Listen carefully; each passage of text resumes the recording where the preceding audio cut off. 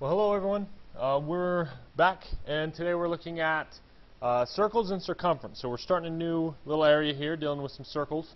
So let's think about what a circle is.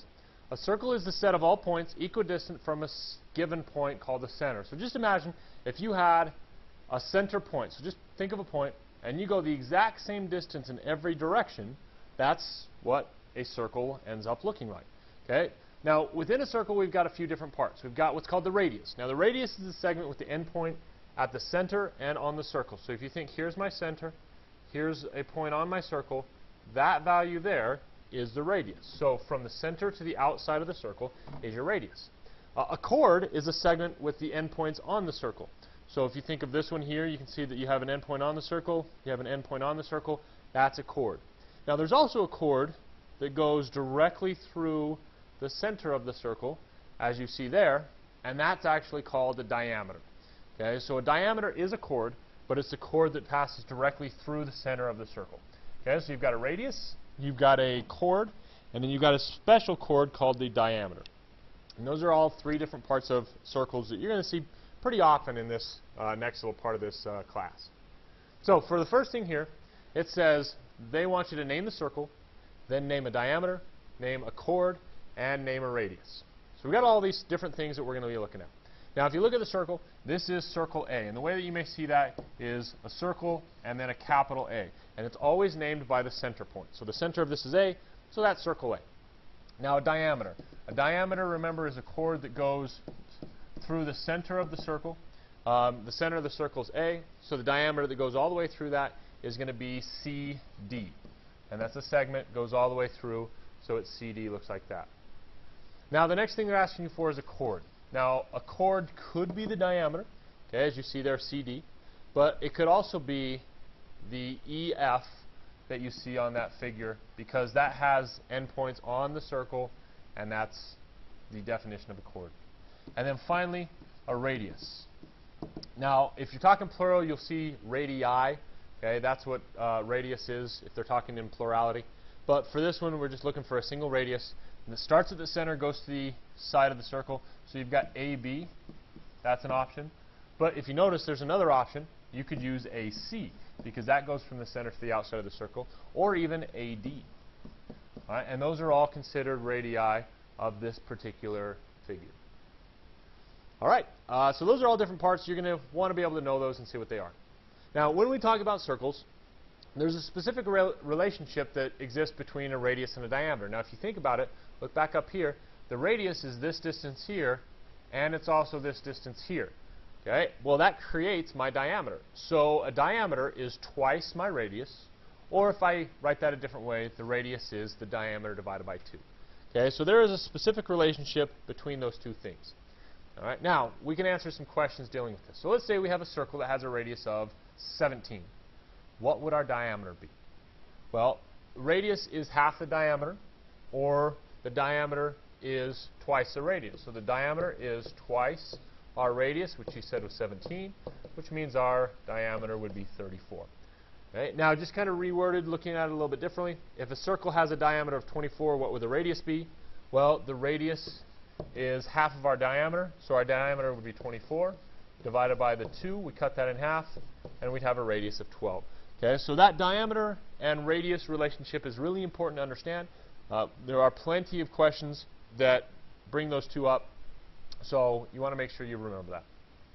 Now, like any other figure, as you see here, circles can be congruent, and congruency is always based on angles and then the linear measures. In this section, we don't have any angles, we have circles. Okay, so the only way that two circles are congruent are if they have congruent radii. Okay, so the distance from the center to the outside is the same. All circles are similar, however, okay, because those are based on proportions of the linear measures, and you could set up a proportion with any two radii, and that would be considered similar. Okay. Then there's also something called concentric circles. Now, concentric circles share the same plane, but they also share a center. Okay, so if you think about a target, or this picture I have drawn here, it's one circle inside of another where they are sharing that exact same center point. All right, so that's what concentric circles are. All right, so here's a question that we're going to be able to use dealing with some of these ideas. So it says circle R has a diameter of 22 inches. Circle Y has a diameter of 16 inches. If ST equals 5 inches, find RY. All right, so let's think about what we know. From here to here, so from R to T basically, that's 22. All right, from Y to S, that is 16. All right, those are the radii that they talk about. We also know that ST, which is this little segment right here in the middle, is 5. We want to know what's RY. We want the entire thing. Well, let's think about what we've got. If RT is 22 and ST is 5, what does that tell you about RS? Well, 22 minus 5, that tells you that's 17. Okay, again, if SY is 16 and ST is 5, what does that tell you about TY? Well, that tells you that's 11. And we already said that this one's 5. So the distance from R to Y would be 17 plus 5, which is 22, plus 11. So RY equals 33 inches, and there's your final answer. Okay, so we can kind of set these up, see different parts, how they relate, and then break them down that way. Now within a circle, we also have something called circumference, and this is essentially the perimeter. Perimeter is the distance around the outside of a figure. So the circumference is the distance around the circle. And this introduces something called pi, and I'm sure you guys have all heard about pi before, but what it is a irrational number. It's a never-ending decimal, and you'll see it here in this formula. The formula for circumference is 2 pi r. Okay, so that's how we find the distance around this circle, and it's just a pretty common ratio with these things. So it's 2 pi r. All right, so here's a problem that we are going to be asked to solve. A circular garden has a radius of 9 feet. Now, one way to go through this and start these problems is always to draw a picture. It's great to see these things. So we've got a radius of 9 feet. There we go.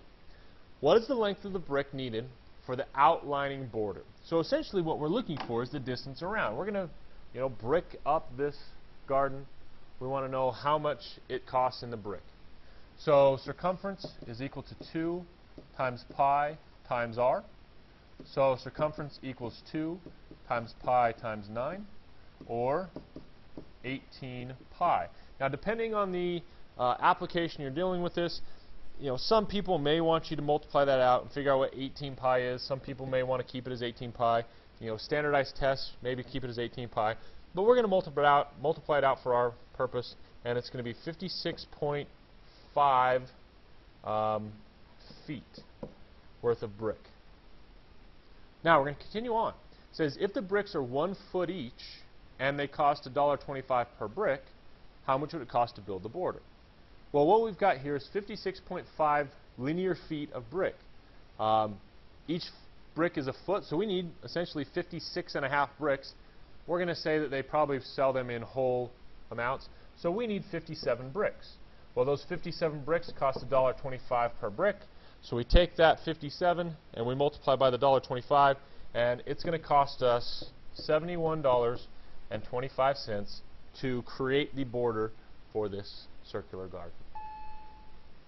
All right, using this same idea, I want you guys to try this next one out. So pause the video, give it a try.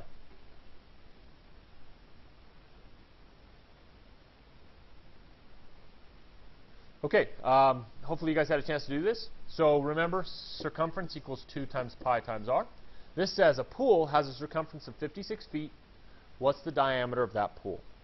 All right, so circumference, 56 feet equals 2 times pi times r. Now we're going to solve for that r. So we're going to divide by 2 pi. Okay, the 2 pi's cancel out. So we've got r equals, and now we divide here. Now when you're dividing this, make sure you're careful with your parentheses if you're using a calculator. Order of operations does come into effect, and you end up with 8.9, and these are feet. So that radius is 8.9 feet. Now realize what you solved for. You did only solve for a radius. So what we've got to do is we've got to take that radius and multiply by 2. So we're going to take 8.9, multiply that by 2, and it tells us we have a diameter of 17.8 feet, and there you go. Now what this leads to is an interesting thing. In our formula we have 2 pi r, okay, so 2 times r. Remember, like we said before, 2r is diameter. So it kind of allows us to use a separate formula where you have circumference equals diameter times pi, and that works as well.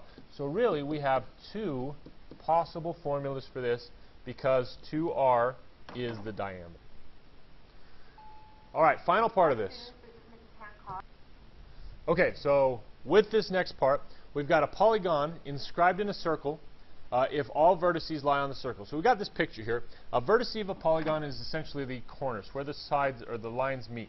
Okay, so you can see here I've got these four vertices. Try and make these a little bit brighter color. There we go, orange. You've got these four vertices. If all the vertices are on a circle, we say that it's inscribed. Okay? Then we also can call that, based on the circle, as being circumscribed. And the circumscribed about a polygon is the same idea. The vertices of the polygon are on the sides of a circle. So here's how this is going to be used. We got a problem that says a square with a 9-inch side is inscribed in a circle. What is the diameter of that circle? All right, so here's what you got. You've got a square inside this circle. We know that the side of a square is 9, and since it is a square, every side is 9. Okay, so we got something like that. We want to know what's the diameter. Well, a diameter goes from side to side through the center. Well, the diagonal of that square will also cross through the center of that circle. All right, so what this does is it takes our circle, we see that we have a square inside of it, we draw the diameter, which actually turns this into a rectangle. I apologize, a triangle. Okay, we've got this triangle here, and I'm going to redraw this best I can. You've got this triangle here, where this side's 9 and this side's 9. And because this is a square, that was a right angle right there. Well, what this leads to is a square that is cut in the diagonal. You've got 45-degree angles. It bisects those angles. We talked about that a few seconds back. And you've got a 45, 45, 90 triangle. Now, if you remember the relationships of 45, 45, 90, it's x, x, and x square roots of 2. Well, our x is 9, so that means that the diameter of this circle would be 9 square roots of 2, and there's your final answer. Now, if you couldn't remember the 45, 45, 90, what's another option? Well, I have this side, I have this side, I need this side, so we'll just call it x now. You've got Pythagorean's theorem. So 9 squared plus 9 squared equals x squared. So that's 81 plus 81 equals x squared. So 162 equals x squared. You then square root both sides. That breaks down to 81 times 2 inside that square root. And now we can pull the 9 out. You're left with 9 square roots of 2 equals x. And we end up with the same answer. All right, so that's an introduction to circle, all the different parts. We're going to break this down a lot more in depth in the next few sections that we'd look at. But if you have any questions, definitely contact me. Let's get all of those answered. And good luck. We'll talk to you soon.